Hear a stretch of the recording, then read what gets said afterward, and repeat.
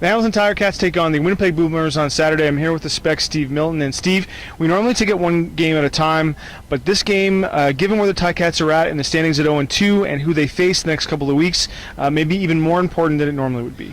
You don't want to talk about must-win. I think as analysts we could probably talk that way. They certainly wouldn't talk about it inside the dressing room, because what happens if you don't win? Then you've got 15 more games and you've said this was a must.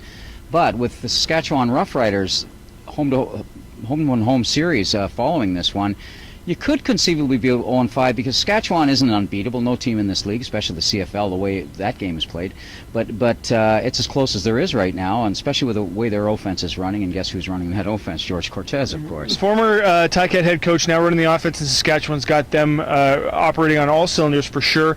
Another former Ticat coach, Casey Creon, the defensive coordinator here last year, is now the defensive coordinator in Winnipeg. He's a guy that seems to have his unit performing pretty well. Pressure, and you really saw that last week against Montreal. They had Anthony running scared and also dropping early scared. Hamilton, they're running White at left, the Canadian White at right tackle. At tackle, and so he's going to have his hands full there.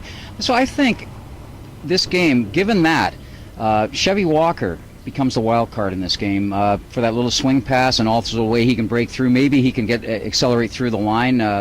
They've got to get that running game going to make the passing game work, especially with Andy Fantuz out of the game. So I would look for Walker, who feels like he's got something to prove here, and I think he needs to go out there and prove it. It's a three-back system, and everybody's searching for their spot in the pecking order in that three-back system, and Walker wants to be number one. He doesn't block as well as Gable, but he's going to have to show some of that too with the pressure that Winnipeg puts on.